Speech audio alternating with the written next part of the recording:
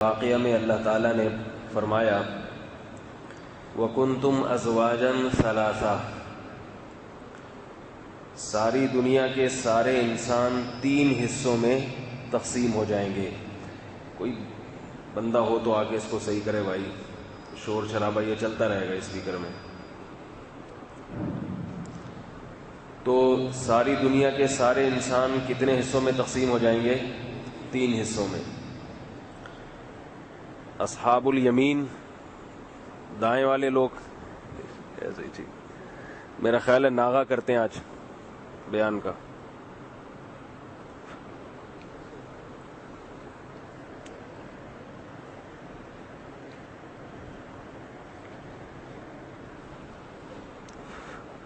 یہ وہاں سے ہل رہا ہے کیا؟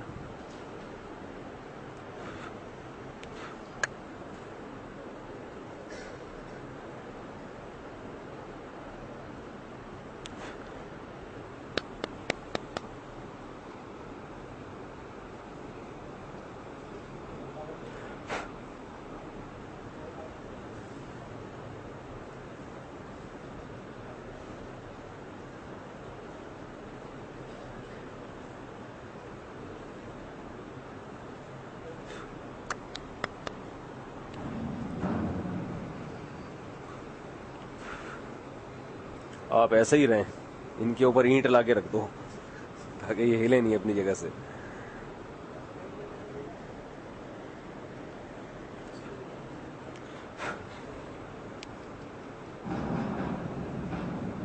تو آپ ایسے ہی بیٹھے رہیں گے تو اللہ تعالیٰ نے کیا فرمایا کہ 3 حصوں میں تقسیم کر دیا ہے۔ ایک تو وہ لوگ ہیں جن کی نیکیاں ان کے گناہوں پر حاوی ہوں گی۔ قیامت کے دن نیکیوں کو گنا نہیں جائے گا بلکہ تولا جائے گا۔ اور نیکی میں وزن کیسے پیدا ہوتا ہے؟ اخلاص سے۔ بعض دفعہ ایک نیکی ہوتی ہے مگر وزنی بہت ہوتی ہے، بعض مرتبہ ہزاروں نیکیاں ہوتی ہیں مگر ہلکی ہوتی ہیں۔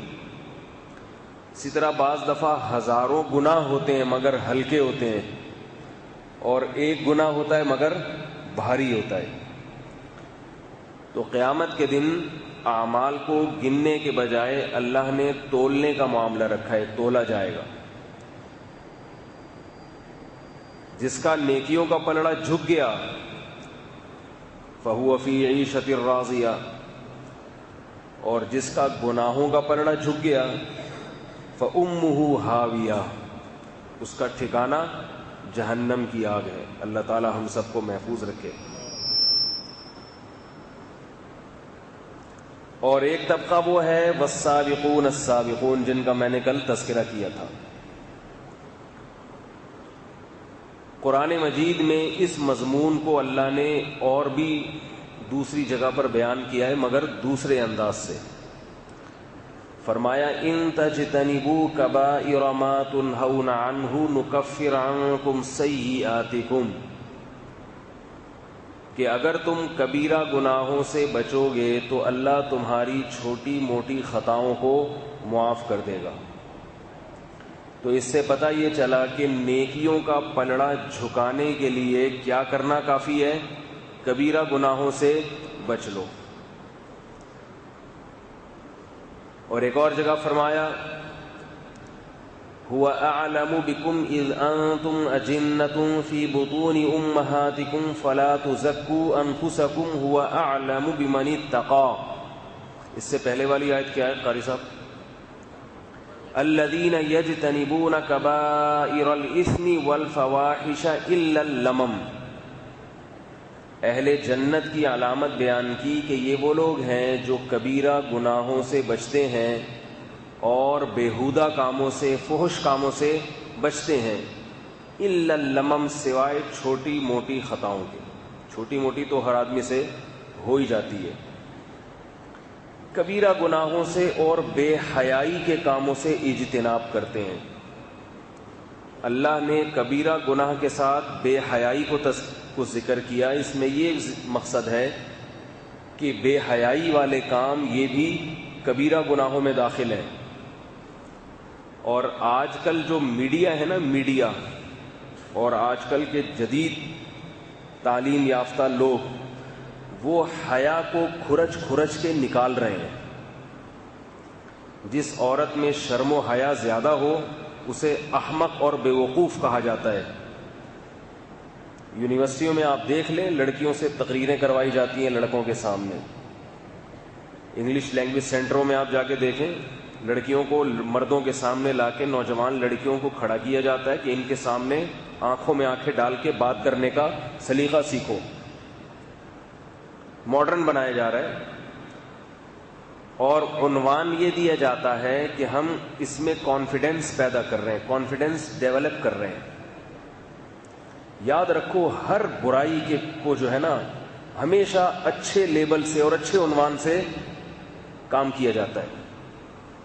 ایک صاحب نے مجھے بتایا کہ یہ جو افغانستان میں چرس کے پودے پر پابندی لگی ہے، حالانکہ افغانستان کی سب سے بڑی تجارت کیا تھی؟ وہ چرس کا پودا. لیکن چونکہ مسلمان ملک ہے اس لیے اس پہ پابندی لگا دی کہ یہ دنیا کو نشئی بنا رہے ہیں. انہوں نے مجھے بتایا، وہ یورپ امریکہ میں بہت رہے ہیں، انہوں نے کہا یہی چرس، یہی پودا اگر ان کے ملکوں میں اس کی پیداوار زیادہ ہوتی تو وہ اسے چرس کا نام نہ دیتے بلکہ اسے میڈیسن کا نام دے کے، کیونکہ چرس بہت ساری دوائیوں میں بھی ڈلتی ہے، اسے میڈیسن کا نام دیتے. بہت خوبصورت پیکنگ میں پوری دنیا میں سب سے زیادہ ایکسپورٹ کرتے وہ لوگ اسے، پوری دنیا میں. نام کس کا دیتے؟ میڈیسن.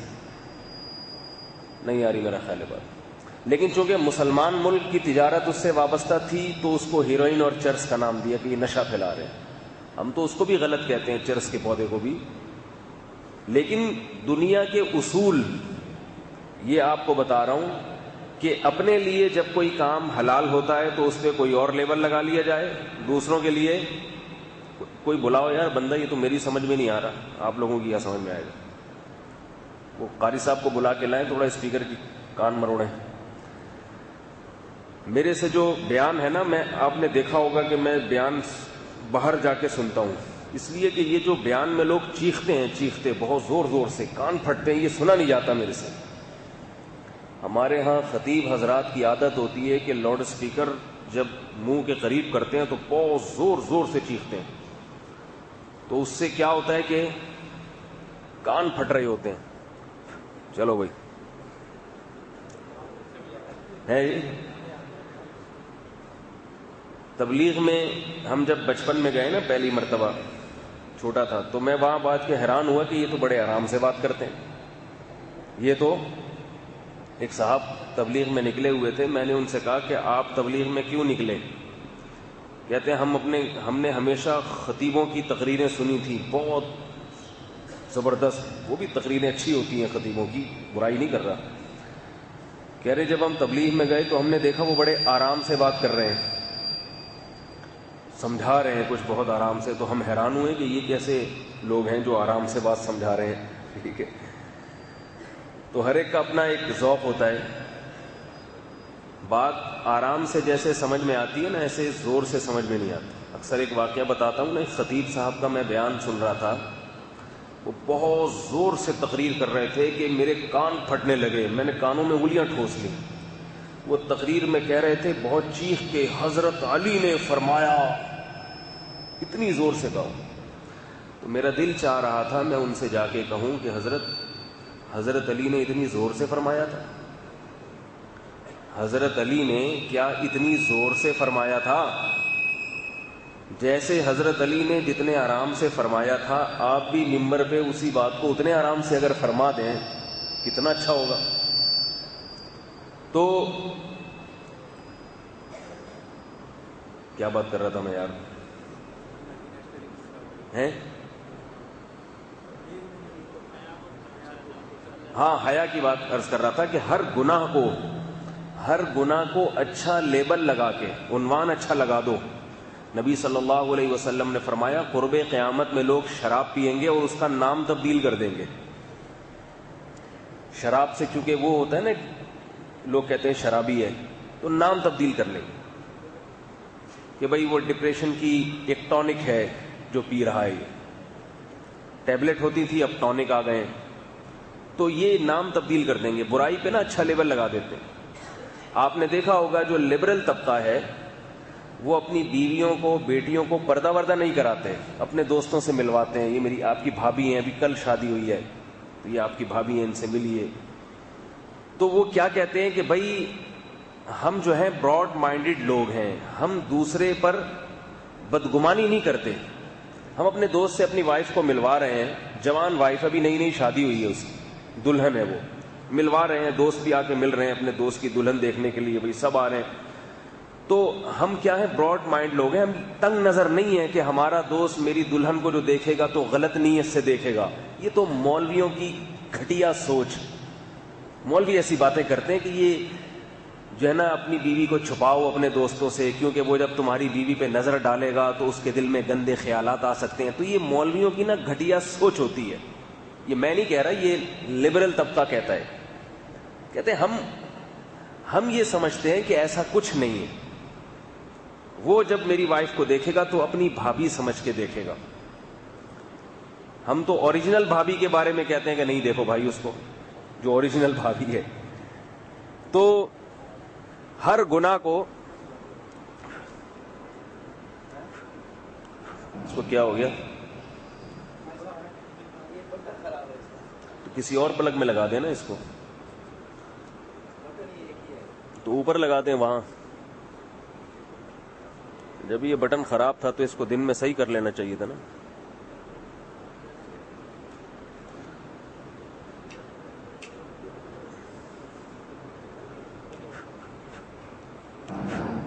صحیح ہے، کیسے ہو گیا؟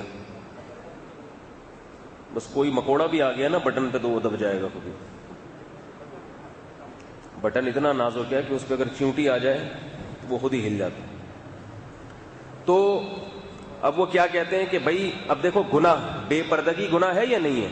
کسی نامحرم عورت کا، جوان لڑکی کا کسی مرد کے سامنے آنا، ضمیر بھی اس کو کبھی پسند نہیں کرتا، ضمیر ملامت کرتا ہے، یہ غلط کام ہے، غلط۔ اور جب دوسروں کی لڑکیوں کو دیکھ کر آپ کے دل میں برے خیالات آتے ہیں اور آ سکتے ہیں تو اپنے دوستوں کے بارے میں یہ کیوں فرض کرتے ہو کہ ان کو برے خیال نہیں آئیں؟ سب کو سب پتہ ہے کہ کیا ہو رہا ہے معاشرے میں، لیکن اللہ کا خوف، اللہ کے عذاب کا ڈر دل سے نکل گیا ہے، اور صرف اچھے لیبل لگائے جاتے ہیں کہ ہم براڈ مائنڈ لوگ ہیں، کچھ نہیں ہوتا، کوئی بات نہیں، اگر اس نے نظر ڈال لی کچھ بھی نہیں ہوتا۔ تو یہی معاملہ آگے بڑھتے بڑھتے یہاں تک پہنچتا ہے کہ پھر کچھ ہو بھی جائے تو کہتے ہیں تو کیا ہو گیا، یعنی کچھ اگر ہو بھی جائے نا تو بھی کچھ نہیں ہوتا۔ بھائی اگر اس کا ناجائز تعلق ہو گیا تو کوئی بات نہیں، اللہ غفور رحیم ہے، سوری کر لینا، سوری کر لیں گے۔ تو وہی حال ہو جائے گا جو انگریزوں کا ہوا ہے۔ انہوں نے اپنا کلچر تو تباہ کیا تھا نا وہ اسی بیس پر کہ یہ کیا ہے کہ پادری لوگ کہتے تھے کہ پردہ کراؤ پردہ، تو یہ کیا پادریوں نے ٹانگ اڑانا شروع کر دی ہمارے معاملات میں، کچھ نہیں، ایسی خام خمیں جو ہے نا، جتنا چھپاؤ گے اتنا تجسس بڑھے گا، اوپن ہونی چاہیے ہر چیز، ہوتے ہوتے اتنا گندا معاشرہ ہو گیا ان کا، اور وہ اس گندگی کو گندا سمجھتے ہی نہیں ہیں۔ اگر آپ گوروں کو بولو نا کہ تمہارا معاشرہ اتنا گندا ہے، صبح و شام زنا ہوتا ہے اس میں، اور یہ کچھ ہوتا ہے، اس کی بیوی ادھر، اس کی بیوی ادھر جا رہی ہے، کیا ہو رہا ہے؟ تو کہہ رہے ہیں اس سے کیا ہوتا ہے؟ نہیں آ رہی میرا خیال ہے بات۔ تو وہ جواب میں کیا کہتے ہیں کہ اس میں کیا خرابی ہے کہ میری بیوی اگر اس سے دوستی ہو گئی اور اس کی بیوی کی میرے سے دوستی ہو گئی، فلانے والے کی اس کے ساتھ بھاگ گئی، بلکہ وہ بھاگتی نہیں ہے، بھاگتا تو وہ ہے نا جو یہ سمجھ رہا ہو کہ میں غلط کام کر رہا ہوں، وہ انڈرسٹینڈنگ سے جو بھی ہوتا ہے ہو جاتا ہے۔ تو وہ اس کو ان کے ہاں ختم ہو گیا سب کچھ۔ تو وہ اتنی بڑی گندگی کو گندگی نہیں سمجھ رہے، اتنی بڑی گندگی کو۔ لوط علیہ الصلوۃ والسلام کو اللہ نے قوم کی طرف بھیجا کہ لڑکوں سے بدکاری مت کیا کرو، کتنی بڑی برائی ہے، جبکہ قوم کیا کہہ رہی ہے؟ اتنے عادی ہو چکے تھے، وہ مانتی تھی کہ یہ برائی ہے، اتنے برے نہیں تھے وہ، بلکہ وہ لوط علیہ السلام سے کہنے لگے ہم تو ہیں برے، آپ نے اگر اچھا بن کے رہنا ہے تو آپ ہمارا علاقہ چھوڑ دیں، آپ ہمارا علاقہ چھوڑ دیں۔ لیکن آج دنیا جب یہ برائی کر رہی ہے تو اس برائی کو اچھا لیبل لگا کے عشق اور محبت کے نام سے یہ برائی ہو رہی ہے، تو اس لیے میرے بھائی یہ جو میڈیا کی آواز ہے, میڈیا کی دعوت ہے, یہ تمہیں جہنم کی آگ کی طرف لے کر جائے گی, جہنم کی آگ کی طرف. اچھائی صرف وہ ہے جس کو اللہ نے اچھا کہا ہو, اور برائی وہ ہے جس کو اللہ نے برا کہا ہو. سمجھ میں نہیں آ رہی میرا خیال ہے بات؟ لڑکیوں سے دوستیاں لگانا, دل بہلانا, اس کو آپ محبت کا نام دیں, اس کو آپ پاکیزگی کا نام دیں, کچھ بھی نام دے دیں, یہ اچھا کام نہیں ہے. گھنٹوں گھنٹوں فون پہ لگے رہتے ہیں اور گھنٹوں گھنٹوں ان کی آوازوں سے دل بہلاتے ہیں, اور جناب وہ نام یہ دیا جا رہا ہے کہ دوستی ہے, فرینڈشپ ہے. اپنی بہن سے کیوں نہیں ہے ایسی فرینڈشپ آپ کی؟ اپنے باپ سے کیوں نہیں ہے؟ اپنی ماں سے اتنی محبت کیوں نہیں ہے؟ بیوی سے کیوں نہیں ہے؟ تو یہ ہر اچھے لیبل کو نا, ہر برے کام کو اچھے لیبل سے کیا جاتا ہے. تو شراب پہ اچھا لیبل لگا لیا جائے گا, چرس کو لوگ جو ہے وہ میڈیسن کا نام دینا شروع کر دیں گے. ہیروئن کو بھی ایک میڈیسن ہے بھائی, ٹینشن فری کرنے کے لیے تھوڑا سا لگ پی لیتے ہیں تو کیا ہو جاتا ہے, اس سے تھوڑا سا غم ہے, پریشانی ہے, اگر تھوڑا سا کسی پائپ کے نیچے بیٹھ کے منہ میں پائپ لے لیا تو کیا جا رہا ہے اس میں. ہیروئن چیک جو ہے نا, ہیروئن چیک, ایک ہیروئن چیک گانا گا رہا تھا, میں پائپ کے منہ میں ہوں, میرے منہ میں پائپ ہے. ٹھیک ہے, پائپ منہ میں ڈالا ہوا ہے اس میں ہیروئن ہے, اور پائپ کے اندر بیٹھتے ہیں نا یہ برساتی نالے, تو کہہ رہے وہاں کیا زندگی ہے میری, میں پائپ کے منہ میں اور پائپ میرے منہ میں. تو ایسی انٹرٹینمنٹ کسی کو دنیا میں ملے گی؟ تو اس کو وہ اچھا لیبل لگا کے پیش کرتے ہیں. تو یہ سب گندگیاں ہیں, اتنا براڈ مائنڈڈ بننے کی ضرورت نہیں ہے. عورت حیا جو ہے نا, حیا یہ عورت کی زینت ہے.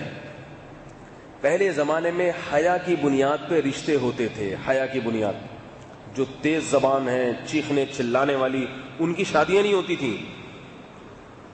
جاب کرنا لڑکی کا ایک عیب سمجھا جاتا تھا کہ بھائی مجھے ہوم میکر چاہیے, گھریلو لڑکی چاہیے. اور عورت کا گھر داری کو سنبھالنا اور یہ صلاحیت ہونا, یہ اس کی خوبی ہے. الٹی سوچ بنتی چلی جا رہی ہے. ایک صاحب میرے پاس آئے کہ اپنے بیٹے کے لیے میں بیوی تلاش کر رہا ہوں, یعنی اپنی بہو, مجھے ڈاکٹر چاہیے. بار بار مجھے کہہ رہے ہیں مجھے ڈاکٹر چاہیے, ڈاکٹر چاہیے. میرے پاس ایسے جیسے میرے پاس کوئی جو ہے نا وہ یہاں پر کوئی دکان کھولی ہوئی ہو میں نے, اور اس میں ڈاکٹر الگ کیے ہوئے ہیں, چھانٹ کے ڈاکٹر خواتین اور انجینئر الگ کی ہوئی ہیں, اس میں سے نکال کے دے رہا ہوں, یہ بھائی آپ کو ڈاکٹر چاہیے, یہ والی لے جائے. تو میں نے ایک دن ان سے آ کے کہا, میں نے کہا آپ کو کیا چاہیے؟ اپنے بیٹے کے لیے بیوی چاہیے نا. کہہ رہے ہاں. میں نے کہا یہ ڈاکٹر کی پخ کیوں لگائی ہوئی آپ نے؟ کہنے لگے ڈاکٹر تعلیم یافتہ ہو, میرا بیٹا انجینئر ہے تو ایک ڈاکٹر آئے گی, انجینئر بھی ڈاکٹر بھی, یعنی ہر قسم کی ایجوکیشن. میں نے کہا دیکھو میرے بھائی, آپ نے کیا کلینک کھلوانی ہے, اس سے علاج کروانا ہے؟ آپ کو اگر علاج کے لیے ضرورت ہے ڈاکٹر کی تو بہت ڈاکٹر ہیں ملک میں اچھے اچھے, میں آپ کو نام بتا دیتا ہوں, ہمارے جاننے والے بھی ہیں بعض, آپ ان سے علاج کرائیں.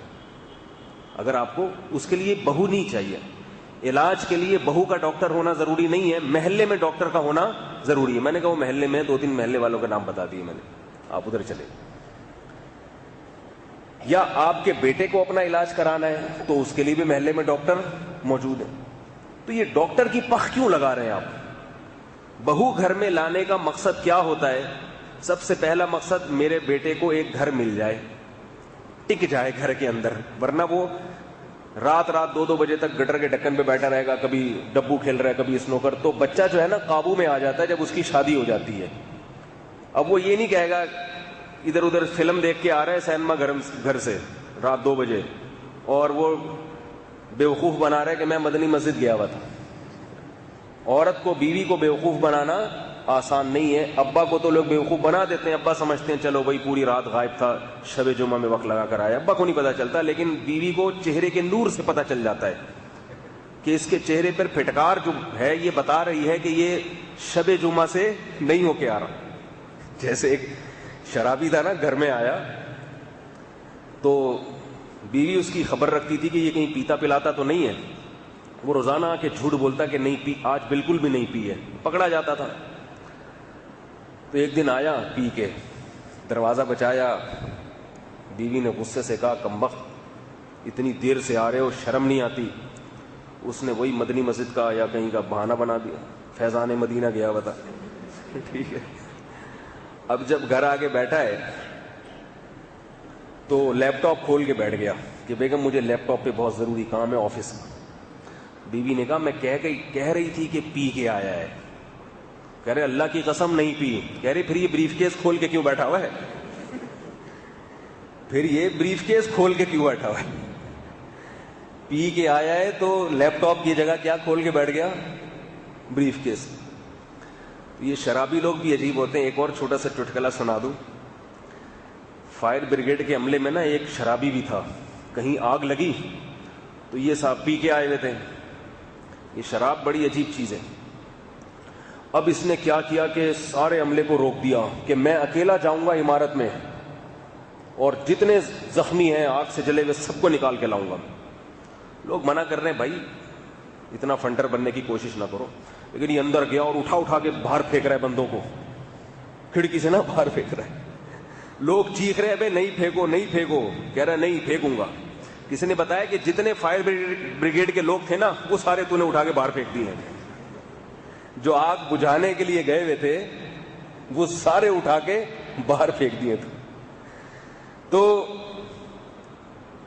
میں یہ عرض کر رہا تھا کہ حیا اور شرم, ہاں گھر میں بہو کیوں لائی جاتی ہے؟ ایک تو یہ کہ اپنے یہ جو آپ کا بیٹا ہے نا یہ کنٹرول میں آ جائے گا, یہ ادھر ادھر بیٹھنا چھوڑ دے گا, شریف شرفا بن جائے گا, گھر میں ٹائم دے گا. دوسرا آپ کو اللہ تعالیٰ نسل دیں گے اس سے. تیسرا گھر کے کام کاج کے لیے, خدمت کے لیے, بوڑھوں کے لیے ایک آپ کو گھر میں فرد مل جائے گا. یہ بنیادی چیزیں ہوتی ہیں. ڈاکٹر کا کام جو ہے نا وہ اور بھی کسی سے لیا جا سکتا ہے. ٹھیک ہے کسی کو ڈاکٹر مل جائے اچھی بات ہے, لیکن اس میں یہ اپنے بیٹے کی شادی میں 4-5 سال تاخیر کر دینا کہ ڈاکٹر ہی چاہیے. ڈاکٹر بیوقوفوں والی باتیں, حماقت, عقل ماری گئی ہے. ہمارے حضرت مفتی رشید احمد صاحب رحمہ اللہ تعالیٰ ایک بات فرمایا کرتے تھے کہ انسان جب گناہ کرتا ہے تو اس گناہ کا سب سے پہلا وبال اس کی عقل پہ پڑتا ہے. گناہگار آدمی کبھی بھی عقل کی بات نہیں کرے گا, ہمیشہ بات بھی الٹی کرے گا, کام بھی الٹے کرے گا, اور الٹے کام کر کے سمجھے گا اپنے آپ کو بہت عقل مند. سمجھے گا مجھ سے بڑا عقل مند دنیا میں کوئی ہے ہی نہیں. کسی عقل مند سے پوچھے ہو تو وہ بتائے گا کہ یہ کتنا بڑا بیوقوف ہے ایک نمبر کا. اس کے کام بتا رہے ہوں گے کہ یہ پاگل آدمی, یہ جو کام ڈاکٹر سے لینے کا ہے یہ بہو سے لے رہا ہے وہ کام. اس کے لیے شرط لگائی ہوئی ہے کہ ایسی ہونی چاہیے بہو. تو یہ ساری بیوقوفوں والی باتیں ہیں.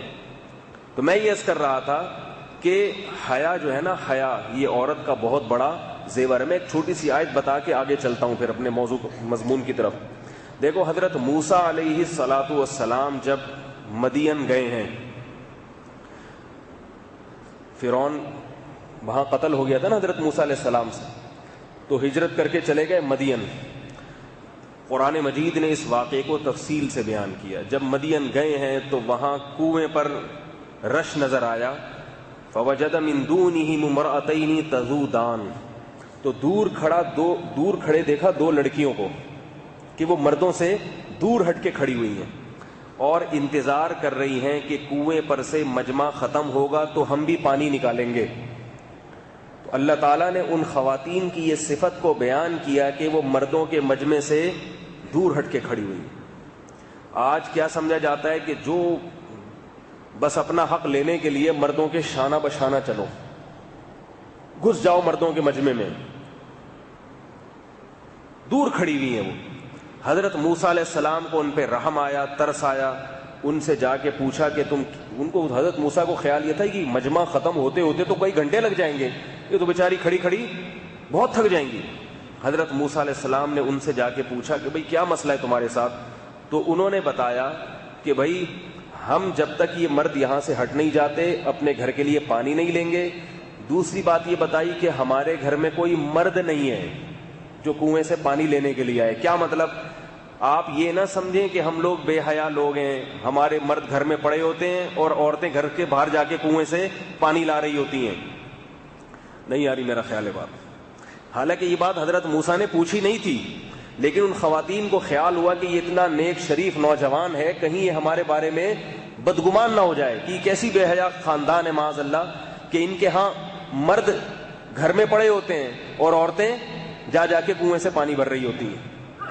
بعض گاؤں دیہاتوں میں یہ معمول ہے، میں نے خود دیکھا ہے، مرد صبح سے لے کے شام تک گھر میں پڑا رہے گا، عورتیں کھیتی باڑی بھی کرتی ہیں، کھیتی باڑی بھی عورتیں کر رہی ہیں، گوبر لیپنا بھی عورتوں کا کام ہے، روٹیاں پکانا بھی عورتوں کا کام ہے، اور یہ ہڈ حرام بیٹھ کے بس کھائے گا۔ میں نے دیکھا ایسے دیندار لوگوں میں دیکھا ہے، یہ بیٹھ کے پیڑے کھائے گا بیٹھ کے، وہ سارے کام وہ کر رہی، گائے سے دودھ نکالنا، بھینس سے دودھ نکالنا، اس سے لسی بنانا، اس سے مکھن بنانا، اور وہ فصل کاٹنا، یہ سارے کام عورتوں کے ذمہ لگائے ہوئے۔ یہ بے شرمی کی بات ہے۔ تو وہ دو بچیاں کیا کہہ رہی ہیں لڑکیاں؟ وہ یہ کہہ رہی ہیں کہ ہمارے ابونا شیخ کبیر، اور ہمارے ابا بوڑھے آدمی ہیں، وہ بیچارے گھر سے باہر آ نہیں سکتے اس کام کے لیے۔ کتنی حیا تھی ان عورتوں میں۔ حضرت موسیٰ علیہ السلام کو ان پہ ترس آیا اور جا کے ڈول سے پانی لا کے ان کو دے دیا۔ یہ خدمت ہے۔ اس کے بعد حضرت موسیٰ علیہ السلام کے دل میں ایک خیال آیا، کیونکہ مسافر ہے نا، کھانے کو روٹی نہیں ہے، پاؤں میں چپل نہیں ہے، ایک عجیب حال ہے، تو خدمت تو اللہ کے لیے کی، لیکن ایک دل میں خیال آیا کہ جب یہ گھر جا کے اپنے والد کو بتائیں گی تو شاید ان کے والد مجھے بلا لیں اور میرے لیے کوئی کھانے پینے کا انتظام ہو جائے، اور کوئی جاب وغیرہ کا، جب انسان کسی دوسرے ملک میں جاتا ہے تو ایک جوان آدمی کی سب سے پہلے خواہش کیا ہوتی ہے؟ یہاں مجھے کوئی جاب مل جائے، ہوتی ہے کہ نہیں ہوتی؟ بھائی کوئی جاب مل جائے یہاں پہ۔ اب حضرت موسیٰ کے دل میں خیال آیا، کیا کام اللہ کے لیے، لیکن ایک دنیا میں ایک خیال آیا، تو اب اللہ سے دعا مانگی۔ ان لڑکیوں سے نہیں کہا کہ میں نے جو یہ ڈول نکال کے دیا ہے نا، تو جا کے ابا کو بتانا کہ ایسا آدمی تھا، اس نے میری یہ خدمت کی ہے، پیسے مانگ رہے ہیں، ٹھیک ہے؟ یہ نہیں، بلکہ اب اللہ سے دعا مانگ رہے ہیں کہ اے اللہ، میں نے مخلوق کے سامنے ہاتھ نہیں پھیلایا، لیکن تو میری مجبوریاں سمجھتا ہے، اگر تو نے میرے لیے کسی خیر کا ارادہ کیا ہوا ہے اس واقعے کے بعد، تو میں تیری خیر کا محتاج ہوں، میں تیرے سے مستغنی نہیں ہوں، کیونکہ اللہ سے تو کوئی مستغنی نہیں۔ تو اگر میرے ساتھ بھلائی کا ارادہ کر رہا ہے تو مجھے قبول ہے یہ بھلائی، اور میں اس کا محتاج ہوں۔ رب انی لما انزلت الی من خیر فقیر۔ اب اللہ نے دعا قبول کر لی۔ حضرت موسیٰ نے دعا مانگی، اللہ میں نے تو تجھے راضی کرنے کے لیے کیا ہے، لیکن اگر اس میں میرا کوئی دنیاوی مفاد بھی نکل سکتا ہے تو نکال دے، ٹھیک ہے؟ حضرت موسیٰ کا تو صرف اتنا خیال تھا کہ ایک وقت کے دال پانی کا انتظام ہو جائے گا، کوئی رات، آج کم از کم رات گزارنے کے لیے شاید کوئی جگہ مل جائے یا کھانے کا انتظام ہو جائے، کل پھر دیکھیں گے، صبح اٹھ کے ملازمت تلاش کریں گے۔ لیکن اللہ نے دعا ایسی قبول کی کہ سارے کام ہو گئے، گھر بھی مل گیا، شادی کا انتظام بھی ہو گیا، جاب بھی مل گئی۔ کیسے؟ قرآن کے الفاظ وہی ہیں، فجاءتہ احداہما تمشی علی استحیاء، فرمایا ان دونوں بچیوں میں سے ایک لڑکی آئی ہے شرم و حیا کے ساتھ چلتی ہوئی۔ دیکھو اس کا حیا کے ساتھ چلنا اللہ کو اتنا پسند آیا کہ اللہ نے قرآن میں اس کی حیا کا تذکرہ کیا ہے۔ خواتین کو شریعت نے حکم دیا ہے کہ جب راستے پر چلیں تو دیوار سے لگ کے چلیں، کنارے کنارے پر چلیں، روڈ کے بیچ میں نہ چلیں۔ یہ انگریز ہے جو کہتا ہے کہ جو ہے نا عورت بھی بیچ میں چلے گی، مرد بھی بیچ میں چلے گا، کوئی فرق نہیں ہے، ایسا نہیں ہے، فرق ہے۔ حیا عورت کی زینت ہے۔ اگر یہ اتنی اچھی بات نہ ہوتی تو اللہ صرف اتنا ذکر کر دیتے کہ ان میں سے ایک چلتی ہوئی آئی، کیسے چلی اس سے کوئی ضرور، الاستحیاء، حیا کے ساتھ، شرم کے ساتھ، اس کو بھی شرم آ رہی تھی، کنارے کنارے پردے کے ساتھ، کیونکہ گھر میں کوئی مرد نہیں ہے جو آ کے حضرت موسیٰ علیہ السلام سے بات کرے گا۔ تو آ کے حضرت موسیٰ علیہ السلام سے کہنے لگی، ان ابی یدعوک لیجزیک اجر ما سقیت لنا، میرے والد آپ کو بلا رہے ہیں، آپ نے ہماری جو خدمت کی ہے، میرے والد اس خدمت کی آپ کو اجرت دینا چاہتے ہیں۔ بڑے اس واقعے میں، چھوٹے سے واقعے میں بہت اسباق ہیں، خدا کی قسم اگر کوئی سمجھ جائے۔ غیرت مند خاندان تھا، بڑا غیرت مند، بیٹیاں حیا والی، بیٹیاں حیا والی، بوڑھا باپ کتنا دیندار کہ اگر کسی نے میری خدمت کی ہے تو میں اس کو اس کا معاوضہ دوں گا. آج کل صرف تھینک یو کہہ دیتے ہیں، شکریہ. شکریہ کا پتلی گلی سے نکلو. نہیں آ رہی میرا خیال ہے بات. آپ کو کسی سے محبت ہے یا نہیں، یہ خالی پیلی کے شکریوں سے نہیں پتہ چلتا. کسی کی خدمت کو خدمت مانتے ہو، یہ خالی پیلی کے شکریوں سے پتہ نہیں چلتا. اس کے لیے قربانی کتنی دیتے ہو. حضرت موسیٰ نے یہ نہیں کہا تھا ان لڑکیوں سے کہ اگر 50 روپے دیتے ہو تو میں ڈول نکال کے دیتا ہوں. وہ تو فری میں خدمت کی اللہ کی خاطر. لیکن ان بوڑھے باپ نے، یہ جو ان کو کہا جاتا ہے کہ وہ شعیب علیہ السلام تھے، مگر کسی حدیث سے یہ ثابت نہیں ہے ان کا شعیب علیہ السلام ہونا. یہ کوئی دلیل کہیں بھی کچھ نہیں، ایک بزرگ تھے بس وہ. تو حضرت موسیٰ علیہ الصلوۃ والسلام نے فری میں خدمت کی ہے. سمجھ رہے ہیں نا بات کو. لیکن غیرت مند آدمی کیا سوچتا ہے کہ جب یہ میرے لیے غیرت کا مظاہرہ کر رہا ہے، فری میں کر رہا ہے، تو مجھے بھی تو کچھ اس کا بدلہ دینا چاہیے کہ نہیں دینا چاہیے. یہ اپنے لحاظ سے فری میں کر رہا ہے اور یہ مجھ پر احسان کر رہا ہے تو میں بھی اس پر احسان کروں گا. آج تو پیسے لے کے بھی کر رہا ہوں نا تو پورے پیسے نہیں دیتے اس کو. مزدوروں کو کتنا ٹرخاتے ہیں ان کی دہاڑی دینے میں، کل آ جانا، پرسوں آ جانا، آج کھلے نہیں ہے، آج یہ نہیں ہے اور آج وہ نہیں ہے. معاہدے کر کے بھی اس کو ٹرخاتے رہتے ہیں. تو اور ایک اور سبق کیا ملتا ہے کہ ایسے غیرت مند خاندان کے لیے اللہ کیسا بہترین انتظام کر رہا ہے. ٹھیک ہے نا. اگر ان باپ میں اتنی غیرت نہ ہوتی، بیٹیوں میں اتنی حیا نہ ہوتی، تو موسیٰ کلیم اللہ جیسا فرد، موسیٰ کلیم اللہ جیسا پیغمبر اس خاندان کے داماد نہ بنتے. سمجھ میں آ رہی ہے کہ نہیں آ رہی؟ اس سے پتہ چلتا ہے کہ جس خاندان میں غیرت اور حیا ہوتی ہے انہیں داماد بھی عام طور پر اچھے مل جاتے ہیں. اور اللہ ان کے لیے کہاں سے غیب سے انتظام کرتا ہے. موسیٰ علیہ السلام فرعون کی مملکت میں رہتے تھے، کہاں سے اللہ نے چلا کے کہاں رشتہ کرا دیا. اور اس وقت ان لڑکیوں کے باپ کو معلوم نہیں تھا کہ میں جس کا انتخاب کر رہا ہوں اپنی بیٹی کے لیے وہ کتنا عظیم شخص ہے. اس وقت حضرت موسیٰ کو نبوت تھوڑی ملی تھی. بہت مشکل ہے آپ لوگوں کو بات سمجھانا میرے بھائی. اونٹ کو تو لوگوں نے رکشے میں بٹھا دیا. تو حضرت موسیٰ علیہ السلام گئے ہیں. کس نیت سے گئے ہیں؟ چلو تھوڑے سے پیسے مل جائیں گے. اور یہ بھی پتا چلا کہ خام خواہ کا استغنا بھی اچھا نہیں ہے. بعض لوگ زیادہ ہی غیرت مند بنے ہوتے ہیں کہ مجھے اگر اس کے پیسے دینے کے لیے بلا رہے ہیں تو جاؤ بولو ہم کوئی پیسے ویسے نہیں لیتے. سمجھ رہے ہیں نا؟ خام خواہ کا استغنا. ہم کسی کے غلام تھوڑی ہیں. او بھائی تم مسافر ہو، تمہارے پاس کھانے کو روٹی نہیں ہے، ضرورت، اب اللہ نے غیب سے انتظام کر لیا تو ہدیہ مل رہا ہے تو لے لو جا کے. بعض لوگ نا شو مارنے کے لیے کوئی ہدیہ لا کے دے گا، نہیں ہمیں کیا غلام سمجھا ہوا ہے. اندر اندر سے دل چاہ رہا ہے کہ اللہ کرے زبردستی جیب میں ڈال دے. وہ اندر اندر سے یہ حالت ہوتی ہے. علماء نے لکھا ہے کہ اگر آپ کے دل میں لالچ ہے تو کسی کا ہدیہ وصول نہ کرو. اگر آپ کے دل میں یہ لالچ ہے نا کہ یہ مجھے جیب سے پیسے نکال کے دے گا، اللہ کرے بسم اللہ یا اللہ دے دے دے دے، تو نہیں لو. اور اگر دل میں لالچ نہیں ہے پھر اگر کوئی ہدیہ دے رہا ہے تو اس کو ٹھکراؤ نہیں، کیونکہ یہ کیا ہے؟ اللہ کی طرف سے دین ہے. اللہ نے پھر خام خام کا استغنا، یہ استغنا نہیں بلکہ تکبر بن جائے گا، تکبر.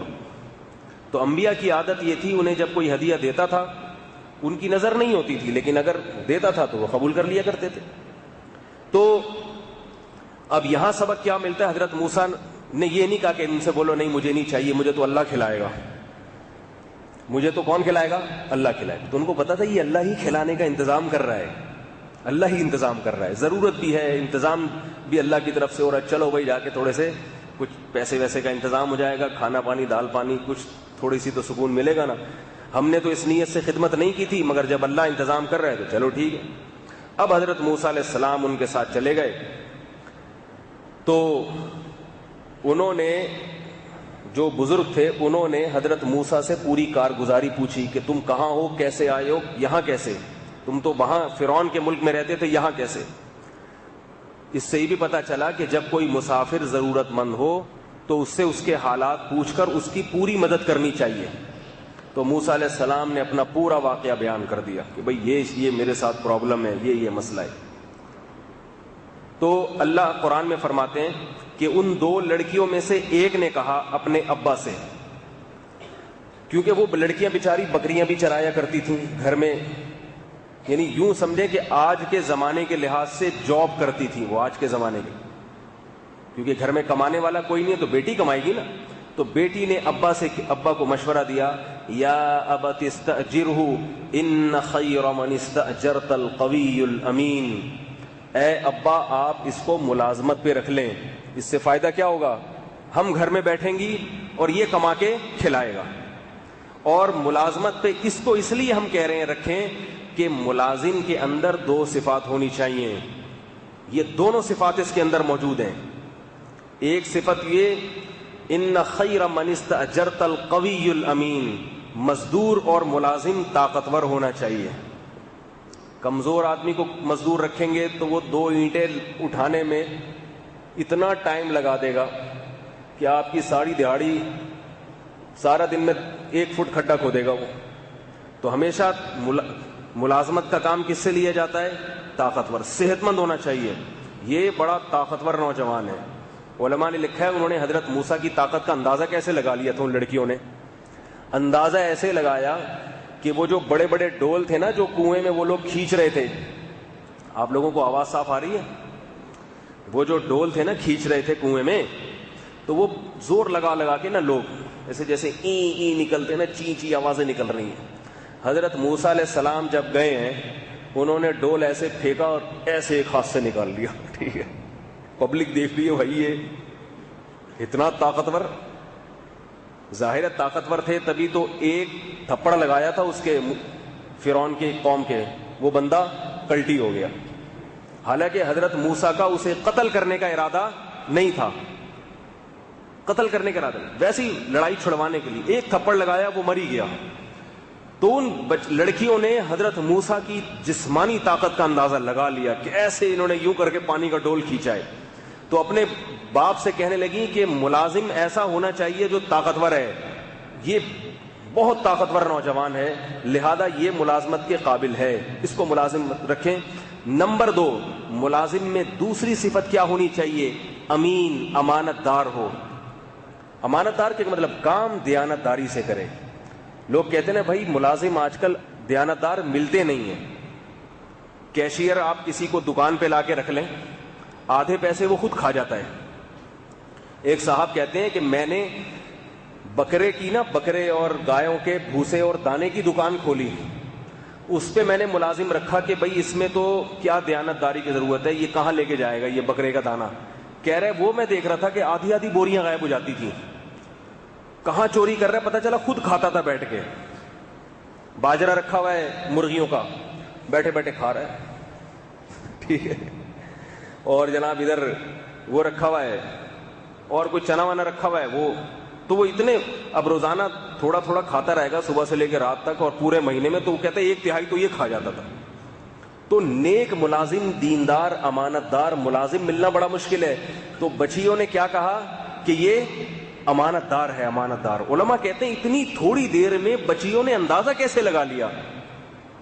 کسی کے بارے میں یہ اندازہ لگانا کہ یہ امانت دار ہے، خیانت نہیں کرے گا، کام پابندی سے کرے گا، ڈنڈی نہیں مارے گا کام میں، اس کے لیے تو طویل عرصہ چاہیے نا. تو بچیوں نے تو کیسے اندازہ لگا لیا اتنے 2 منٹ کے اندر کہ یہ بندہ 2 نمبر نہیں ہے، 1 نمبر آدمی ہے یہ. علماء نے لکھا ہے کہ حضرت موسیٰ علیہ السلام کی نظر کی حفاظت نہیں آ رہی میرا خیال ہے بات. حضرت موسیٰ علیہ السلام کی جو نظر کی حفاظت ہے نا کہ لڑکیوں کے پاس آئے، کام سے کام، کیا خدمت کرنی ہے، بس پانی لا کے رکھا. آج اگر کوئی کسی خاتون کی خدمت کرے گا تو خدمت کم ہوگی، سیٹنگ زیادہ ہوگی. سیٹنگ جو ہے نا چکر بازی. انٹی آپ بتائیں کیا چاہیے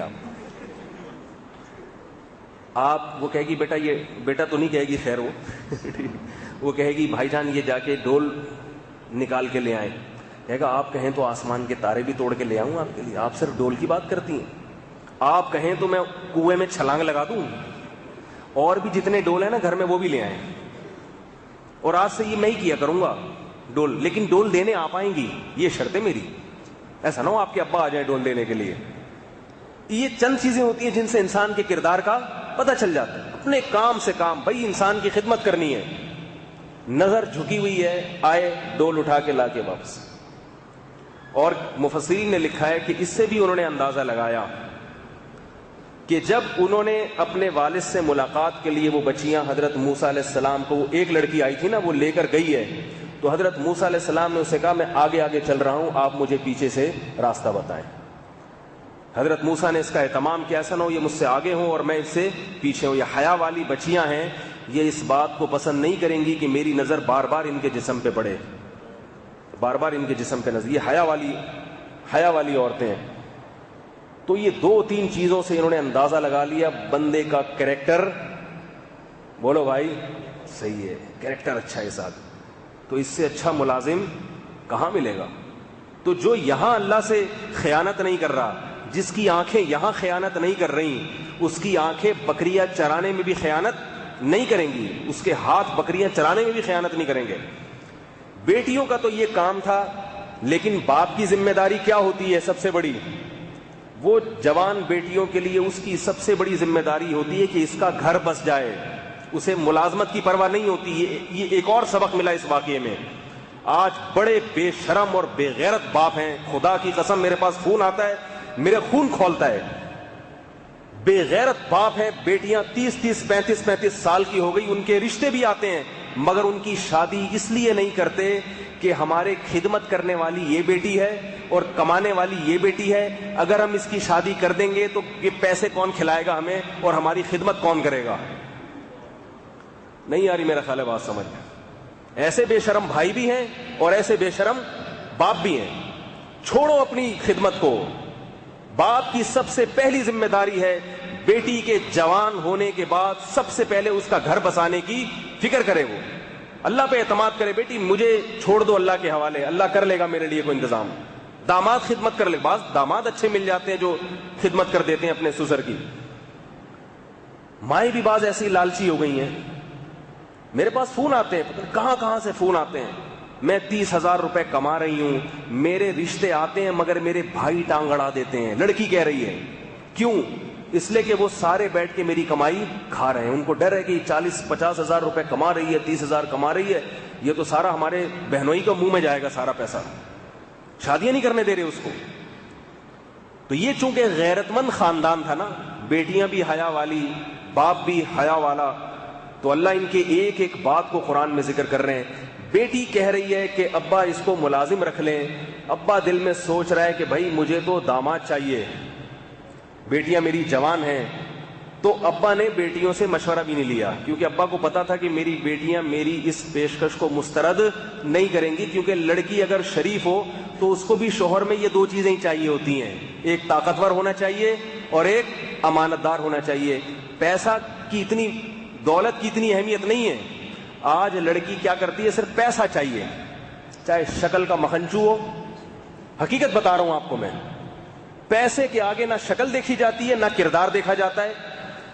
ہمارے جاننے والوں میں ایک شادی ہوئی، میں تو نہیں جاتا شادیوں میں، ہمارے ایک دوست نے بتایا، کہہ رہے میں گیا ہوں شادی میں تو بہت خوبصورت دلہن اور عمر بھی کم. آج کل تو پردہ وردہ نہیں ہے نا، سب بیٹھے ہوئے ہوتے ہیں. کہہ رہے اس کے ساتھ ایک وہ اس قسم کا دولہا بیٹھا ہوا، جیسے کل میں نے سعودی عرب کے ایک قصہ بتایا نا کہ جلا ہوا بھی اور پکا ہوا بھی، جلا ہوا بھی اور پکا ہوا بھی اور عمر بھی زیادہ. کہہ رہے میں نے کہا یہ اس کے والد ہیں، دادا ہیں، چاچا ہیں. کہہ رہے ہیں یہ اس کے ہونے والے ہسبینڈ ہیں. میں نے کہا کیا کر رہے ہو؟ یہ اتنی بیچاری 9 عمر خوبصورت لڑکی یہ کس کے حوالے کر رہے ہیں؟ کہہ رہے پیسہ ہے بھائی، پتہ نہیں کتنی ملوں کا مالک ہے، پیسہ دیکھ کے بس اس کے حوالے کر دیا. پیسہ پیسہ ہر چیز. ذاتی گھر نہ ہو تو رشتہ ہی نہیں دیتے. آج ایک بندے کا فون آیا، کہہ رہے 2 سال منگنی چلی ہے لیکن میرا چونکہ ذاتی گھر نہیں ہے، لڑکی کے باپ نے منگنی توڑ دی، ذاتی گھر نہیں. تو وہ کرائے کے گھر میں کیا نہیں رہ سکتا کیا؟ ذاتی گھر سے بھی تو جنازہ اٹھے گا بھائی. فضول چیزیں دیکھ رہے ہیں. تو باپ جانتا تھا کہ میری بیٹیاں عقل مند ہیں، میری بیٹیاں عقل مند ہیں. جب یہ خود اپنے منہ سے کہہ رہی ہیں کہ یہ طاقتور بھی ہے اور امانت دار بھی، تو انہیں اس رشتے سے انکار نہیں ہوگا. سارا خاندان ہی اچھا تھا نا. آج کل مسئلہ یہ ایک آدمی صحیح ہوتا ہے دوسرا الٹا ہوتا ہے گھر میں, وہ کچھ الگ بات کر رہا ہوتا ہے, یہ الگ, یہ 4 مہینے کے لیے تبلیغ میں وقت لگا رہا ہے, وہ فیضان مدینہ میں جا رہا ہے, ٹھیک ہے نا, وہ غیر مقلدین کے پاس بیٹھ رہا ہے, وہ غامدی کے بیانات سن رہا ہے, اس کے قادیانیوں سے تعلقات ہیں, اور یہ کسی مذہب کو مانتا ہی نہیں ہے. ایک ہی گھر میں عجیب سی کھچڑی پکی ہوئی ہے.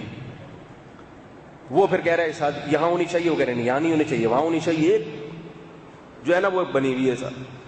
تو وہ جو باپ تھا نا لڑکی کے والد بزرگ, انہوں نے فوراً کیا سوچا. اب دیکھو قرآن یہ ایک ایک چیز کو کیوں بیان کر رہا ہے, ہمیں سبق دلانے کے لیے کہ ہماری بھی یہی سوچ ہونی چاہیے, بیٹیوں کے بارے میں, بہنوں کے بارے میں یہی سوچ ہونی چاہیے. تو جیسے ہی حضرت موسیٰ علیہ السلام کی تعریف سنی اپنی بیٹیوں کے منہ سے کہ ملازمت رکھ لو, اس کو ملازم رکھ لو, تو شعیب علیہ السلام نہیں سوری, وہ جو بزرگ تھے انہوں نے فوراً موسیٰ علیہ السلام سے اسی مجلس میں کہا, انی اريد ان انكحك احدى ابنتي هاتين على ان تأجرني 8 حجج. اے موسیٰ میں چاہتا ہوں کہ ان 2 میں سے کسی ایک سے تیرا نکاح کر دوں, بتا قبول ہے یا نہیں ہے. مہر کیا ہوگا؟ مہر یہ کہ تو میری ملازمت کرے گا, بکریاں چرائے گا, کیونکہ میری ضرورت بھی ہے اور تجھے ملازمت کی نہیں, جاب 10 سال تک میرے لیے جاب ہوگی, ٹھیک ہے نا. کیا مطلب, میرے گھر کا خرچہ بھی تمہیں اٹھانا پڑے گا. پہلے زمانے میں مہر یہ جائز تھا, اب ہماری امت شریعت میں جائز نہیں. اب ہماری شریعت میں یہ ہے کہ پیسہ بیوی کو ملے گا, پہلے یہ جائز تھا. تو شادی تمہاری ہو جائے گی ان 2 میں سے ایک سے, مجھے داماد مل جائے گا, اور تمہیں کیا فائدہ ہوگا, تمہیں ملازمت مل جائے گی, لیکن اس ملازمت سے میرے گھر کا خرچہ بھی چلے گا. یہاں بھی سبق ملتا ہے. ان لڑکیوں کے والد نے یہ نہیں کہا کہ میں 6 مہینے استخارہ کروں گا. یہ جو جاہل مولویوں کی جاہلوں والی باتوں نے تمہیں الو بنایا ہے نا, خدا کی قسم میں بہت میرا خون یعنی اس پہ جو ہے نا جلتا ہے. استخارے نکال کے رشتے مسترد کیے جاتے ہیں. ہم نے استخارہ نکالیں گے بھی, بھائی لڑکا پسند آ رہا ہے, استخارے کرنے کی ضرورت نہیں ہے. لڑکی پسند آ رہی ہے, استخارہ کو پھینکو ایک طرف, کچھ بھی نہیں ہے. یہ جہالت کی باتیں ہیں ساری. میں سنت استخارے کی بات نہیں کر رہا, یہ جو آج کل کے استخارے ہو رہے ہیں جاہلوں والے, ان کی بات کر رہا ہوں. سنت استخارہ یہ نہیں ہے. اول تو یہ استخارے کا موقع ہی نہیں ہے. اچھا رشتہ مل گیا تو ہاں کرو, وہاں شریعت نے استخارے کا حکم ہی نہیں دیا ہے. تو انہوں نے دیکھا کہ جب طاقتور بھی ہے, امین بھی ہے, تو استخارہ کیا نکالنا ہے اسی محفل میں, اسی مجلس میں. اور یہ بھی پتا چلا کہ لڑکے کے خاندان کو نہیں دیکھا انہوں نے, ان کو پتا تھا کہ لڑکا اتنا اسٹرانگ ہے کہ یہ خود رکھ پالے گا میری بیٹی کو, لہذا اس کے خاندان کی زیادہ تحقیق کی ضرورت نہیں ہے, کیونکہ لڑکی کا اصل نگران کون ہوتا ہے, شوہر ہوتا ہے. آج پورا پوسٹ مارٹم کرتے ہیں اس کا. داماد جو ہے نا, تمہارا ابا کیا کرتے ہیں, چاچا کیا کرتے تھے, ان کی پکوان کی دکان ہے وہاں پہ. اچھا ٹھیک ہے, پکوان ان کے جو ہے نا باپ دادا میں کوئی بھینسوں والے بھی گزرے ہیں, سنا ہے, بھینسوں کا کاروبار تھا ان کا. وہ بھائی باپ دادا میں گزرے ہیں, اب اس کا اپنا بزنس ہے, فیکٹری کرے نہیں, وہ آثار تو آئیں گے نا بھینسوں کے. وہ تو آج ایک بندے کا فون آیا, ہم تو سارا دن یہی بھگت رہے, کہہ رہے وہ پتہ نہیں ہمارے خاندان میں کون سے قبل مسیح کسی سے کوئی غلطی ہو گئی تھی, تو لڑکی والوں کو پتہ چلا تو انہوں نے اس بنیاد پہ رشتہ توڑ دیا کہ آپ کے خاندان میں نا یہ ٹیکنیکل فالٹ ہے, اس کے اثرات آئیں گے. بندہ صحیح ہے, وہ رکھ رہا ہے اپنی ذمہ داری پہ, تو کیا پھر کہتے ہیں رشتے ہی نہیں ہیں. کہاں سے ہوں گے رشتے, شادیاں کہاں سے ہوں گی جب تم نے اتنی پخے لگا لی. بندہ صحیح ہے, اعتماد والا ہے, کانفیڈنس والا ہے, ٹھیک ہے بھائی قبول ہے, یہ خود ہی بھگتے گا اپنے خاندان کو. اور بندے میں اگر دم نہیں ہے, بندہ ہی اگر دم والا نہیں ہے نا, امی سے پوچھوں گا ہر بات میں. ایک صاحب تھے ہمارے جاننے والے, مجھے بار بار کہتے تھے میرے پیچھے پڑے, یار میری شادی کرا دو, یار میری شادی کرا دو. میں کراتا نہیں ہوں, لیکن بہت بے تکلفی تھی, تو میں نے ان کو 1-2 رشتے بتا دیے. میں نے کہا ان رشتوں کے بارے میں کیا, کہہ رہے امی سے پوچھ کے بتاؤں گا. ایک دفعہ تو ہو گیا, پھر میں نے ایک رشتہ بتایا, میں نے کہا یہ کیسا ہے, کہہ رہے امی سے پوچھوں گا. میں نے کہا شادی آپ کر رہے ہو, آپ کی امی کر رہی ہے. اللہ کے بندے, تجھے بھی تو اللہ نے آدمی بنایا ہے, ٹھیک ہے, ماں کا بہت بڑا احترام ہے, مگر بیوی کو پالنا آپ کی ماں کی ذمہ داری نہیں ہے, آپ کی ذمہ داری ہے. اب مائیں تو کوشش کریں گی کہ, ساری نہیں جو یہاں بیان سن رہی ہیں ان کے علاوہ کی بات کر رہا ہوں, وہ تو کوشش کرتی ہیں کہ پہلی رات میں ہی طلاق ہو جائے, بہو میں خیب نکالنا شروع کر دیتی ہیں. تو آپ میں دم ہے بیوی کو رکھنے کا تو رکھو, نہیں تو یہ بات بچوں کی طرح امی سے پوچھ کے بتاؤں گا, امی سے پوچھ کے بتاؤں گا. چھوٹا بچہ ہے کیا, ماں کا جو احترام ہے وہ کرتے نہیں ہیں. اور جو اللہ نے مرد کو ایک قوت فیصلہ عطا کی ہے کہ بھائی وہ کوئی جو ہے نا اس میں ایک فیصلے کی طاقت ہونی چاہیے صحیح غلط کی, وہ سارا کس پہ ڈالا ہوا ہے, امی پہ ڈالا ہوا ہے. تو بعد میں بھی ایسے ہی کرے گا. میں نے کہا میں نہیں کرا رہا آپ کی شادی, وہ پھنسے گی جو بھی آئے گی نا, ذرا سا کوئی فالٹ کوئی مسئلہ ہوا تو وہ بھی سارا امی پہ ڈال دو گے, خود تو کوئی آپ میں ہے ہی نہیں فیصلے کی طاقت. تو وہ جو بزرگ تھے انہوں نے موسیٰ علیہ السلام میں جب دو صفات دیکھی کہ طاقتور بھی ہے اور دیندار بھی ہے, خائن نہیں ہے, کیریکٹر کا معاذ اللہ خراب نہیں ہے, تو فوراً کیا کہا اسی وقت بغیر کسی استخارے کے, بغیر کسی مشورے کے فوراً کہہ دیا میں ان دونوں میں سے ایک کی آپ سے شادی کرنا چاہتا ہوں. کیا خیال ہے, پیشکش قبول ہے؟ اس سے یہ بھی پتہ چلا کہ اپنی بہن یا بیٹی کا کسی اور پہ رشتہ پیش کرنا یہ غیرت کے خلاف نہیں ہے. بعض لوگ کیا کرتے ہیں, بیٹیاں بہنیں گھر میں بیٹھی بیٹھی بوڑھی ہو رہی ہیں, کسی کو بتاتے ہی نہیں ہیں, کہتے ہیں خود سے کوئی رشتہ آئے گا, ہم نے کہہ دیا تو ہماری عزت کیا رہ جائے گی معاشرے میں. کوئی ایسی بات نہیں ہے بھائی, پیغمبروں نے اپنی بیٹیاں خود پیش کی ہیں.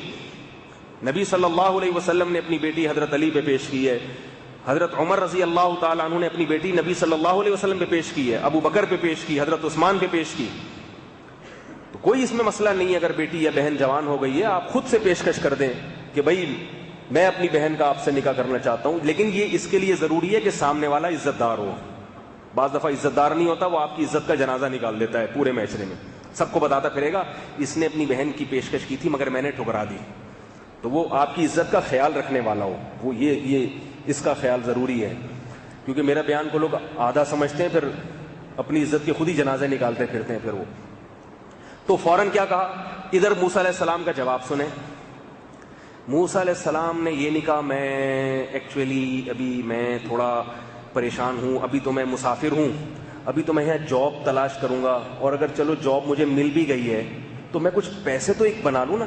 یہی ہوتا ہے نا آج, ابھی تو مجھے نئی جاب ملی ہے, ابھی تو میں اپنا گھر بناؤں گا, ابھی تو میں وہاں میں پلاٹ کا کہہ کر آیا ہوں فرعون کے ملک میں کسی کو, ٹھیک ہے, وہاں بھی میرے پر کیس چل رہا ہے قتل کا, وہ کیس سے نمٹ جاؤں, ٹھیک ہے نا, اور ابھی نئے الیکشن ہونے والے ہیں, اس میں شاید نئی حکومت آ جائے تو میری قوم پہ جو ظلم ہو رہے ہیں اس سے نجات مل جائے, اور دوسرا میں تو قوم کا رہبر ہوں, ٹھیک ہے, نبی نہیں تھے مگر ایک قوم کی درد اور جذبہ تو تھا نا, تو وہ جذبہ ہے, اور میں اپنی قوم کے لیے یہ کروں گا, پھر یوں کروں گا, پھر یہ ہوگا, پھر فلانا ہوگا. ہو جاتی موسیٰ علیہ السلام کی شادی. جیسے آج کتنے یہاں بیٹھے ہوں گے 40 سال کے اس میں. تو حضرت موسیٰ علیہ السلام نے یہ نہیں کہا کہ میں پیسے اکٹھے کروں گا, 1 روپیہ, ابھی تو کھانے کو روٹی نہیں ہے اور آپ شادی کی باتیں کر رہے ہیں. حضرت موسیٰ علیہ السلام نے فوراً, قرآن کے کیا خوبصورت الفاظ ہیں, فرمایا کہ ذالک بینی و بینک, جیسے انہوں نے کہا نا ان دونوں میں سے ایک کی آپ, کیونکہ 2 بہنوں سے اکٹھی شادی ہو نہیں سکتی, اگر جائز ہوتا نا تو شاید وہ کہتے یہ دونوں آپ کے نکاح میں, ان دونوں میں سے ایک آپ کے نکاح میں دیتا ہوں, قبول ہے؟ فوراً کہا ذالک بینی و بینک, یہ میرا اور آپ کے درمیان ایگریمنٹ ہو گیا, بس قبول ہے, ٹھیک ہے, قبول ہے فوراً. پیغمبر نکاح پہ حریص ہوتے ہیں, اور آج کا مسلمان نکاح نہیں کرتا. نکاح کے لیے صرف مجھے چھوڑا ہوا ہے معاشرے میں اکیلے کو, فرض کفایہ آپ کرتے رہیں, ٹھیک ہے, ہم بیٹھے ہوئے پیڑے کھا رہے ہیں یہاں پہ. مجھے جو شادیوں کا شوق ہے نا وہ ان آیتوں کی وجہ سے ہے, ان آیتوں, پیغمبر صلی اللہ علیہ وسلم کی سیرت اور یہ آیتیں کہ بھئی نکاح عبادت ہے, پیغمبروں کی سنت ہے. علامہ ابن جوزی نے لکھا ہے کہ نکاح کی اتنی بڑی فضیلت ہے کہ موسیٰ علیہ السلام نے شادی کے لیے 10 سال بکریاں چرانا گوارا کر دیا. 10 سال کہا کہ یہ سودا سستا ہے, 10 سال بکریاں چلاؤں گا, شادی تو ہو جائے گی نا, کیونکہ پیغمبر کو نکاح کی قدر ہوتی ہے, اس سے اولاد ملتی ہے. ان کو پتا تھا کہ میں نکاح کروں گا تو آگے میری نسل میں جو ہے نا اللہ اور لوگوں کو پیدا کریں گے. تو فوراً پیشکش قبول کر لی. کتنے خوش قسمت تھے حضرت موسیٰ, اور خدا کی قسم اس وقت ان والد کو اندازہ نہیں تھا کہ میری سلیکشن کتنی زبردست ہے. ان کو تھوڑی پتا تھا یہ وہ موسیٰ ہے, یہ وہ بنی اسرائیل کا پیغمبر ہے, جو واحد دنیا میں پیغمبر حضرت موسیٰ علیہ السلام ہیں جن سے اللہ ہمیشہ براہ راست ہم کلام ہوا ہے. یہ خاصیت اللہ نے کسی پیغمبر کو عطا نہیں فرمائی. قرآن کیا کہہ رہا ہے؟ ایک جگہ قرآن نے تمام پیغمبروں پر جس طرح وحی آتی تھی نا اس کا تذکرہ کیا ہے. اے نبی ہم نے آپ پر ایسے وحی کی جیسے آدم پر، جیسے نوح پر، جیسے ابراہیم پر، جیسے اسماعیل پر، جیسے اسحاق پر، جیسے یعقوب پر، جیسے داؤد پر، جیسے سلیمان پر. جب حضرت موسیٰ کا تذکرہ آیا ایسا اللہ کو جوش آیا، فرمایا وَقَرَّبْنَاهُ نَجِيًّا، موسیٰ کو ہم نے اپنے قریب لا کے اس کے کان میں سرگوشیاں کی ہیں. جیسے ایک محبوب سے باتیں کرتا ہے نا، موسیٰ اور میرے درمیان جبریل واسطہ نہیں بنے. دیکھو یہ فضیلت جزوی ہوتی ہے، فضیلت کلی جو ہے نا وہ تو ہمارے نبی صلی اللہ علیہ وسلم کو حاصل ہے کیونکہ تمام پیغمبروں کے سردار ہیں. لیکن اللہ نے بعض چیزیں بعض پیغمبروں کو دی ہیں، اس میں دوسرے پیغمبر کو شریک نہیں کیا. جیسے آدم علیہ السلام کو ایک فضیلت ہے کہ تمام پیغمبروں کے والد ہیں، باپ ہیں، یعنی ہمارے نبی کے بھی والد ہیں. تو والد ہونے کے لحاظ سے ان کا مقام ہمارے نبی سے زیادہ ہے. والد ہونے کے رسالت میں ہمارے نبی کا مقام، لیکن باپ ہونے میں آدم علیہ السلام کا مقام زیادہ ہے، باپ ہے. تو ایسے ہی یہ جو حضرت موسیٰ کو معجزہ دیا ہے نا کلیم اللہ ہونے کا، یہ کسی پیغمبر کو نہیں ملا کہ براہ راست اللہ سے ہم کلام. وَقَرَّبْنَاهُ نَجِيًّا وَنَادَيْنَاهُ مِنْ جَانِبِ الطُّورِ الْأَيْمَنِ، کوہ طور کے دائیں کنارے پر بلا کر براہ راست ہم کلام ہوتے تھے. تبھی تو حضرت موسیٰ نے اللہ سے دیدار کی خواہش ظاہر کی تھی کہ انہوں نے سوچا کہ جس ذات کا کلام میں اتنا حسن ہے اس کے دیدار میں کتنا لطف اور کتنا مزہ ہوگا. کسی اور پیغمبر نے اللہ سے یہ کبھی نہیں کہا کہ اللہ تو اپنا جلوہ دکھا دے. حضرت موسیٰ نے کہا، اس کی حکمت علماء نے یہ بیان کی ہے. تو ان بزرگ کو معلوم نہیں تھا کہ میں جس بندے کو اپنی بیٹی دے رہا ہوں وہ صرف نیک شریف انسان نہیں ہے، وہ وقت کا بہت بڑا پیغمبر. اور اتنے بڑے پیغمبر کے قرآن مجید میں سب سے زیادہ جس پیغمبر کا نام استعمال ہوا ہے وہ حضرت موسیٰ علیہ السلام. ہر صورت میں موسیٰ. سورہ طٰہٰ اگر آپ اٹھا کے پڑھیں ہر آیت کے بعد موسیٰ کا لفظ آ رہا ہے. حالانکہ جب ایک دفعہ کسی کا نام لیا جاتا ہے تو دوبارہ اس کا نام نہیں لیا جاتا، اس کے لیے پروناؤن استعمال ہوتا ہے. بہت مشکل ہے بات سمجھانا آپ لوگوں کو. جب کسی کا نام، آپ مثال کے طور پر کوئی واقعہ، بس یہ بات کر کے میں بیان ختم کرتا ہوں، کوئی واقعہ بیان کر رہے ہیں کہ میرے پاس ستار بھائی آئے، ستار بھائی بیٹھے، ستار بھائی نے مجھ سے پانی منگوایا، ستار بھائی کو میں نے پانی پلایا، ستار بھائی نے کہا مجھے جانا ہے، دیر ہو رہی ہے. میں نے ستار بھائی سے کہا نہیں آپ کو نہیں جانا، آپ کو دیر نہیں ہو رہی. تو اب آپ کہیں گے نا بھائی کیا ستار لگا کے رکھا ہوا ہے. فصیح کلام کیا ہوتا ہے؟ بلیغ کلام. بھائی میرے پاس ستار بھائی آئے، وہ بیٹھے، وہ کیا ہے؟ پروناؤن. وہ بیٹھے، پھر میں نے ان سے کہا، پھر انہوں نے مجھ سے کہا. کیا خیال ہے؟ میں نے ان سے کہا آپ کو دیر ہو رہی ہے، انہوں نے مجھ سے کہا نہیں مجھے دیر نہیں ہو رہی. ویسے الٹا کہہ دیا میں نے. میزبان مہمان کو کہتا ہے کہ آپ کو دیر نہیں ہو رہی، وہ کہتا ہے مجھے دیر ہو رہی ہے، مجھے جانا ہے. آج کل ہر چیز الٹی چل رہی ہے تو چلو یہ بھی الٹا کر دیتے ہیں، کوئی مسئلہ نہیں ہے. تو پروناؤن استعمال ہوتا ہے، ضمیریں. لیکن حضرت موسیٰ کے بارے میں نا قرآن کی عادت ہے ناؤن استعمال کرتا ہے، پروناؤن نہیں استعمال کرتا قرآن. وما تلک بیمینک یا موسیٰ، اے موسیٰ. ابھی پہلے بات حضرت موسیٰ سے چل رہی ہے. طٰہٰ ما انزلنا علیک القرآن لتشقیٰ. آگے آتا ہے هل اتاک حدیث موسیٰ، اے نبی تمہیں موسیٰ کی خبر پہنچی، اے نبی تمہیں موسیٰ کی خبر پہنچی. جب ہم نے اس کو کوہ طور پہ بلایا اور ہم نے اس سے خطاب کیا تو اس خطاب میں جگہ جگہ موسیٰ کا لفظ آ رہا ہے. وما تلک بیمینک یا موسیٰ، اے موسیٰ تیرے ہاتھ میں کیا ہے؟ حضرت موسیٰ نے فرمایا یہ لاٹھی ہے جس سے میں یہ کام کرتا ہوں. القیہا یا موسیٰ، اے موسیٰ اسے پھینک دے زمین پہ. بار بار موسیٰ. تو یہ محبت کی علامت ہے، اللہ کو اپنے پیغمبر سے محبت. اسی لیے علماء نے لکھا ہے کہ تمام پیغمبروں میں سب سے پہلا مقام حضرت محمد صلی اللہ علیہ وسلم کا، اس کے بعد حضرت ابراہیم کا، تیسرے نمبر پہ سب سے جلیل قدر پیغمبر کون سے ہیں؟ حضرت موسیٰ علیہ الصلوۃ والسلام. اس پر اہل سنت والجماعت کا اجماع ہے. تیسرے نمبر پہ سب سے افضل ترین پیغمبر کون سے ہیں؟ حضرت موسیٰ علیہ الصلوۃ والسلام. بہت زیادہ تذکرہ ہے ان کا. تو ان والد کو معلوم نہیں تھا کہ میری سلیکشن اتنی بہترین ہے، اتنی. اگر ان کو پتا ہوتا نا وہ کہتے 10 سال بکریاں بھی نہ چرائیں آپ، ٹھیک ہے. اور اس سے ہمیں کیا سبق ملتا ہے کہ جس گھرانے میں حیا ہو، شرم ہو اور باپ میں توکل ہو اللہ پہ، پیسوں کا لالچی نہ ہو، ان کے لیے اللہ کیسے کیسے انتظام کرتے. ان کو ڈاکٹر نہیں چاہیے تھی، کہ داماد میرا ڈاکٹر ہوگا تو میں کروں گا شادی, ورنہ نہیں کروں گا. اور حضرت موسیٰ نے بھی یہ نہیں کہا مجھے تو انجینئر چاہیے. یہ کیا حیا شرم, مجھے ایسی آج کل ہوتا ہے نا بھائی مجھے ذرا بولڈ قسم کی لڑکی چاہیے, مجھے اپنے دوستوں سے ملوانا ہوتا ہے, اس سے ایکچولی بہت سارے کام ہوتے ہیں, میں مصروف ہوتا ہوں تو کمپنی کے بہت سارے کام ہوتے ہیں, وہ میٹنگز ہوتی ہیں تو میری وائف مل لیں گی ان سے, اس کے لیے ملازم رکھ لو میرے بھائی ان کاموں کے لیے, ٹھیک ہے نا, اپنے دوستوں سے ملوانے کے لیے. اپنی بیوی کو گھر میں رکھو گھر کے کاموں کے لیے. تعلیم کے ہم مخالف نہیں ہیں, لڑکی کا ڈاکٹر انجینئر بننے پر ہمیں نفرت نہیں ہے, وہ بن جائے کوئی حرج نہیں ہے اس میں, ٹھیک ہے. لیکن عورت کی جو بنیادی صفت کیا ہے, گھر داری, گھر سنبھالنا. پیغمبروں کی زوجات نے یہی کام کیے, علم کی بھی اشاعت کی ہے لیکن گھر داری بھی سنبھالی ہے انہوں نے. تو یہ بہت سارے اسباق ہمیں ملتے ہیں, اور بھی بہت ساری باتیں. یہ جو بیان جو میں لے کے چلا تھا وہ پھر ادھورا رہ گیا, پھر انشاءاللہ اس کو مکمل کریں گے. آج 24ویں رات تھی, کل 25ویں رات ہے نا. کل میرا بیان ہے پہاڑ گنج میں, تو یہاں بیان نہیں ہوگا کل, وہ بہت عرصے سے پیچھے پڑے ہوئے ہیں. تو میں نے آخری عشرے میں جتنے بیانات تھے سارے کینسل کیے ہیں, سارے بیانات کینسل کیے ہیں.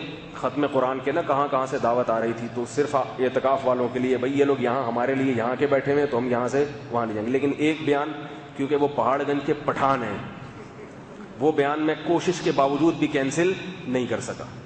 پٹھان تو پٹھان ہوتے ہیں نا, انہوں نے تو دھمکیاں دینا شروع کر دی تھیں بیان ہوگا, تو ہم نے کہا چلو پھر کہہ رہے ہیں تو ہوگا, تو اس لیے وہاں ہوگا. باقی سارے بیان جو ہے نا انشاءاللہ یہی ہوں گے. اللہ تعالیٰ سمجھنے کی عمل کی توفیق عطا فرمائے. سبحانک اللہم و بحمدک نشہد ان لا الہ الا انت نستغفرک و نتوب الیک.